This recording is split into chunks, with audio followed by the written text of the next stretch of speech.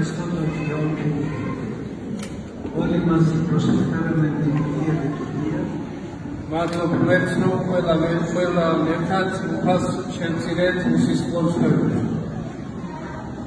Και όπως ξέρετε η Θεία Λειτουργία είναι η σύνδεση και των μελών της Εκκλησίας που βρίσκονται σε αυτή τη ζωή και των μελών της διαβέβαιωσας Εκκλησίας που βρίσκονται στην αιώνια ζωή. და ვიცით ყველამ რომ საფრთხე წირო არის შეკრება არა მარტო ამ ქვეყნად არსებული ეკლესიისა, არამედ ზეცად არსებული მოზეიმე ეკლესიისა. შეკრება ორივე ერთად. Και μάλιστα είμαι συγκινημένος γιατί λειτουργώ για πρώτη φορά σε αυτή την εκκλησία. განსაკუთრებით ის მახარებს ვიდე რომ პირველად არის რომ ამ ტაძარში ვსახურობ. Είναι αφιερωμένη στους 100.000 μάρτυρες που μαρτύρησαν τον 12ο αιώνα, γιατί όντως προκλήθησαν να προδώσουν την πίστη τους.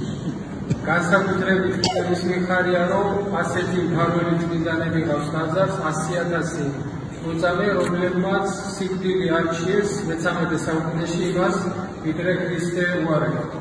Και όπως μου είπαν εδώ οι πατέρες και οι δικοί σας πατριώτες, όλο αυτό το ποτάμι που περνούσαμε μπορούσε από τα λείψανα των ομολογητών αυτών και μαρτύρων ανθρώπων να περιβατήσεις από τη μια μεριά στην άλλη του ποταμού.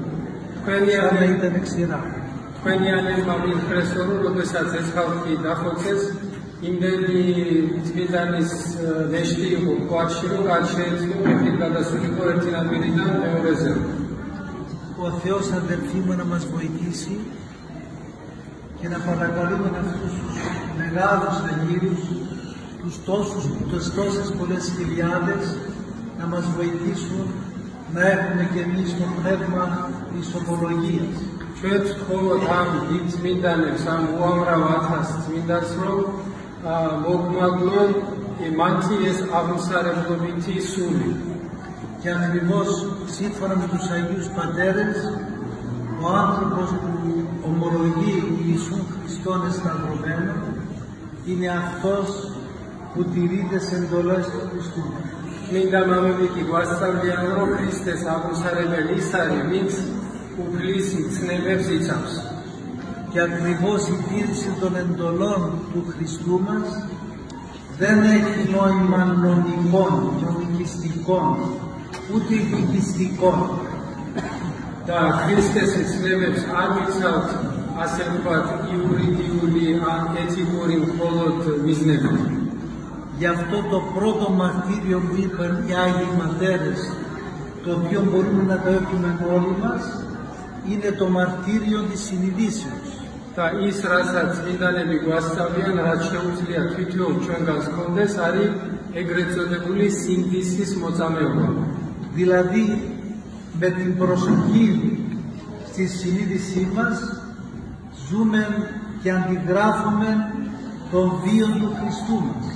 კაცი, როდესაც ყურადღებას აქცევს თავის სინდის, არ თელავს და ცდილობს ხილად ყურადღებით იცხოვროს, ქრისტეს ცხოვრებას ბაძავს.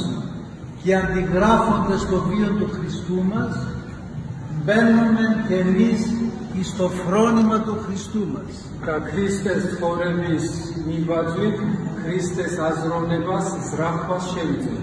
Όπως λέει ο Απόστολος Παύλος, τούτο δε φρονήσω εμείς, όχι εν Χριστώ Ιησού. ამას ბრძანებს პავლე მოციქული, იგივე ზრახავით თქვენცო, რაცო ქრისტე იესოს მიერა. Γι' αυτό και όποιος μπαίνει στο φρόνημα του Χριστού, αυτός που τηρεί δηλαδή τις εντολές, αυτός ελκύει την άκτιστον θείαν ενέργεια. და ის, ვინც ქრისტესნაირ აზროვნებას, ზრახვას იძენს, ანუ ის, ვინც ქრისტეს მცნებებს იცავს, უფლის შეუქმნელ მადლს იზიდავს თავის თავზე. Και ακριβώς όταν λέμε να έχουμε σωστή ενέργεια, εννοούμε αυτήν τούτην την χάρη, την άκτιστον χάρη του Χριστού. შეუქმნელი საფრთხო ენერგია, მოქმედება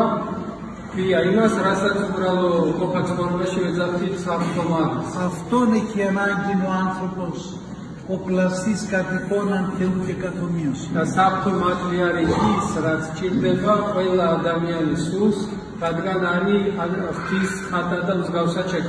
Γι' αυτό και όσιος Ιωσήφος οικαστής, ο πνευματικός πάπους μας, ამიტომაც ამბობდა იოსები სიკასტი ჩვენ წმინდა იოსები სიკასტი ჩვენი სულიერი პაპა ბაბუა έλεγε ότι δεν γνώρισα αληθινόν άνθρωπο χωρίς να έχει τη χάρη του Θεού. მეო ღმერთის მადლის გარეშე კაცი არ მინახავსო რო ადამიანი იყოსო. Γι' αυτόν αδελφοί μου μέσα στην Εκκλησία αρδεύουμε την χάρη του Θεού. ანუ მადლის გარეშე კაცი არ არისო და მადლის ის ადგილი სადაც ღვთის მადლს ძველად არის ეკლესია. Και μέσα στην Εκκλησία αναπνέουμε το πνευματικό οξυγόνο που μας συνδέει βιωματικά με την αιωνιότητα. Τα ეკლესიაში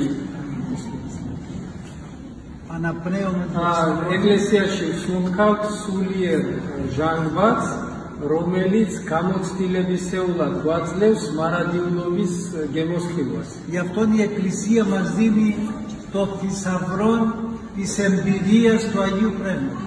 ეკლესია ის რასაც გვაძლევს ეკლესია არის სული წმინდისეული გამოცდილება. Εύχομαι αυτή τη χάρη και να την έχουμε και να κάνουμε κάθε μέρα που τον οργάνωμα προστίκη.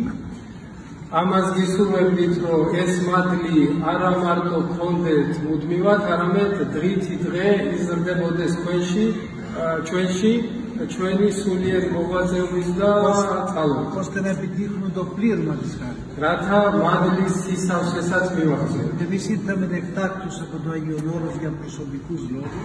ჩვენი ჩამოსვლა ეხლა დავგეგმავი იყო, პირადი რაღაც პირადი საქმეები მქონდა და უცხოდ ჩამოვედი. Διαδραψόμενοι αυτής της ευκαιρίας, συναντούμε. დავიფიქრე